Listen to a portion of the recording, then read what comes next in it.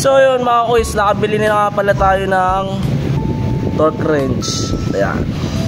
Ituturo ko naman sa inyo kung paano yung anong specific torque na kailangan lang sa paghihigpit nitong nut ng torque drive saka ng clutch assist. Then ituturo ko din sa inyo kung ano yung specific torque nung sa may drive face pulley saka dito sa may nut ng torque drive. Yan. Tuturo ko sa inyo. So dito sa nut natin dito sa may clutch, ang specific torque lang yan is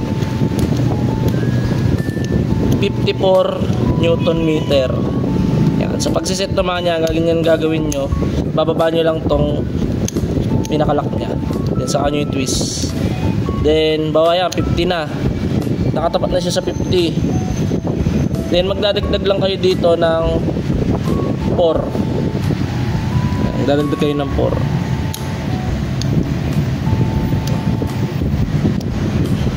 Yan mga kuys, 4 na yan. 54 na yan. Ipitin na natin.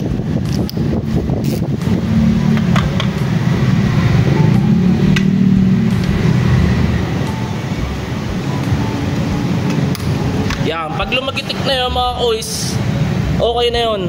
Yan na yung specific torque na kailangan niya. Kasi iniiwasan din natin lost thread, yung thread ng bawat nut saka ng bolt. Kaya tayo gumagamit ng torque wrench. Yan, torque wrench. Yun. Antabay lang kayo mga kuys, papakita ko sa inyo yung sa drive face pulley saka sa torque drive. So ito mga kuys, dito na tayo sa torque drive. Yan. Ang specific torque lang yan is 59 Newton meter. Yan, iseset natin siya ng 59 Newton meter mga kuys. Yan, halimbawang nasa 60 ka na, bawas ka lang ng isa. Yan. Yan, kita nyo ba mga kuys? Yan. Yan, kita na. Yan, 59 Newton meter lang.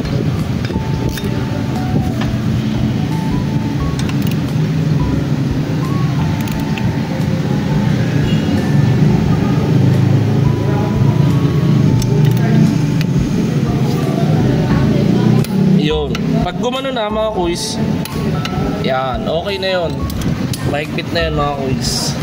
Kasi pag gagamit naman kasi tayo nito, yun nga lang problema, over torque. Di natin alam kung tama ba yung torque na naihigpit natin sa ating mga tornilyo. Then yan, sunod naman natin tong sa may torque drive. Gamit lang kayo dyan ng 17mm sa 19mm pala. Sorry, 19mm. Tapos ang specific torque naman yan mga kuys ay 49 Newton meter lamang. Yan, kung nasa 50 ka na, makikita nyo yung mga kuys, 50. Bawas ka lang din na isa. Yan. 49 na yan. Gamit lang tayo ng white tools. Pag mag-higpit kayo niyan, gagamit kayo ng white tools. Then saan nyo nito gamitan.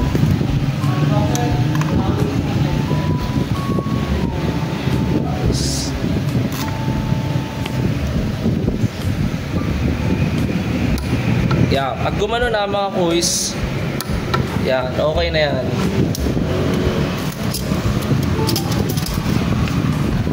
Mas maganda kung gagamit kayo nito mga kuys. Sana may natutunan kayo sa aking video. Salamat ng marami.